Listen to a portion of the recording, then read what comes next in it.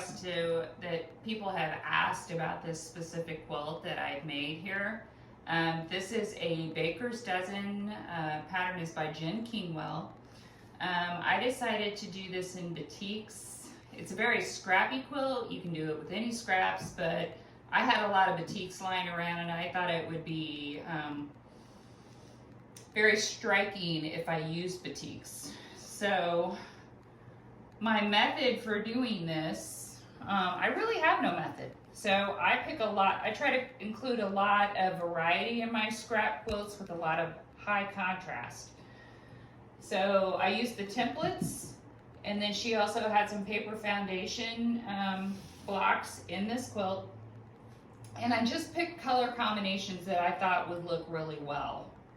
And then as I kind of laid it out, I knew how the pattern was supposed to kind of go together. So in my mind, I didn't sketch anything. I just knew where to put things and where the colors needed to contrast. And it worked out pretty good, I think.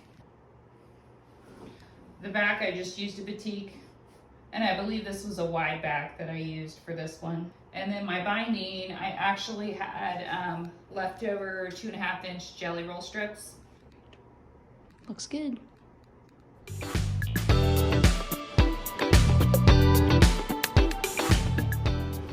Okay, so this beauty here on 4th of July is this week. So this is called July Fireworks. I got this pattern out of a Judy Martin book. It's red, white, and blue star quilts.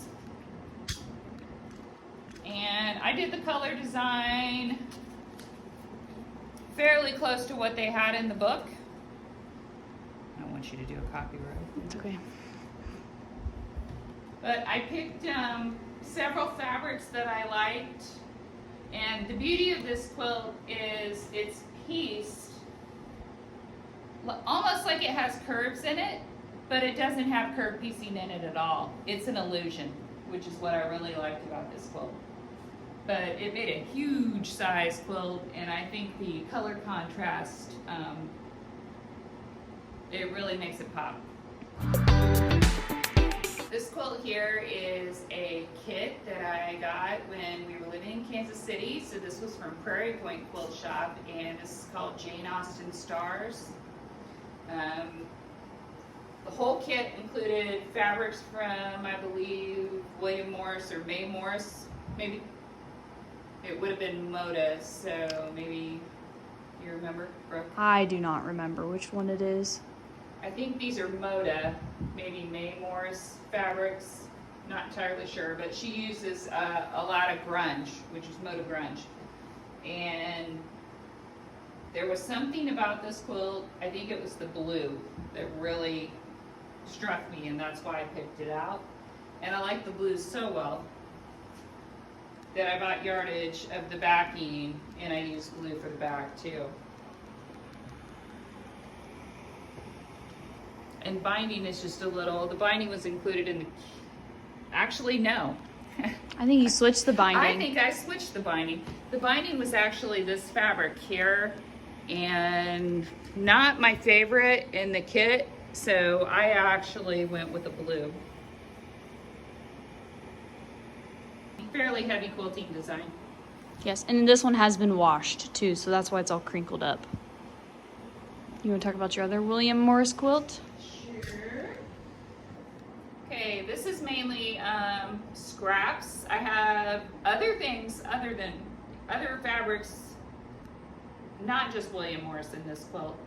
This is called a hexagon star pattern, and it was out of a book that I had at home. It's an older pattern from probably early 2000s, late 90s.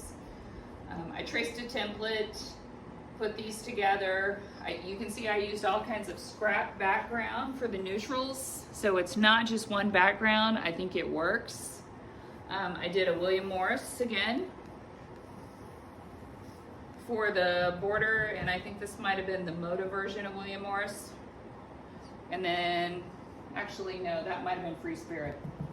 And then the back was definitely, this is the V&A collection from the original Morrison Company from Free Spirit.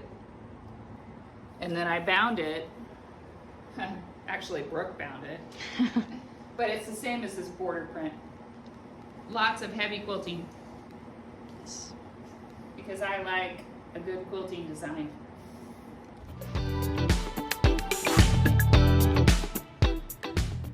Okay, this one here I did at one of our family challenges. This is called the Jurassic Party Quilt, which I actually have kits of. So this was a free pattern put out by Free Spirit. And this includes the Tula Pink Aurora line. And it makes a pretty big quilt. The blocks themselves aren't that difficult to put together. You did have to fussy cut these to make sure that you got the eggs in the center. And then the border is also fussy cut. So you had to cut it lengthwise to get the effect that it's just kind of weaving around the quilt. Quilting design was fairly simple. We put dinosaurs on the quilt.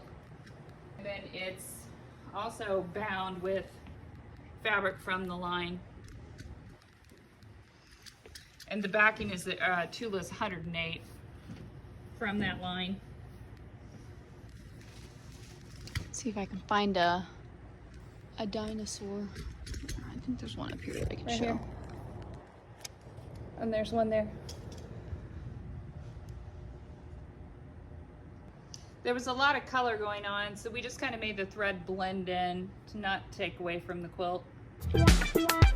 This is also one, I took the Hopscotch 2 pattern and I did this in Moon Garden.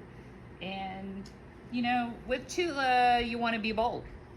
So I actually took a really bold purple as the background for this.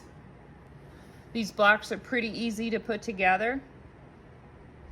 Then I did a throwback of 108 here from one of the older Tula lines. I believe this was from Line Work. And you gotta show us your binding. Oopsie daisy. Cute little binding. Very pretty. Heavy quilting design. I think we used a thick batting on the inside of that one. So the quilting design does show up really nicely. This one here is a Bonnie and Camille Quilt B. This was our first block of the month that we did in 2022. I designed it with Lori Holt fabrics. So this is all my color choices. We put out a lot of kits that year and everybody, you can't really see the dreaded B block, but no one liked the B block. We can just show it on the front of the book. Yeah, show it on the front of the book.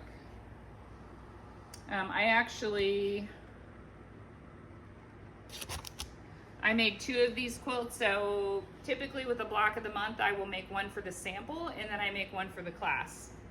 This was bound with Lori Holt for the backing and Lori Holt for the binding. And I think everybody had a different binding color in their kit. They did, and backing was of their own choice. Yes. Heavy quilting again. And we did a fun yellow thread color on this one. Yeah, my previous one, I think we did pink, and we did pink binding, and gifted that to a friend. This one here is the Woven Friendships.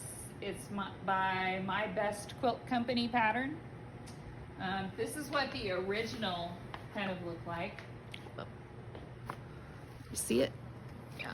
Yep. Okay, this one, my mother needed a new challenge. So what I did was I took some Allison Glass fabrics because I know she loves jewel tones. And I put those on there with a white on white background. The creme de la creme, or the star of the show though, is that black and white polka dot from Free Spirit Tula Pink, True Colors. And I think that really just makes the quilt.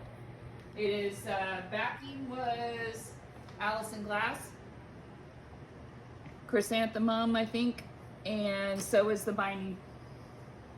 And we have quilt kits of this at the store. it.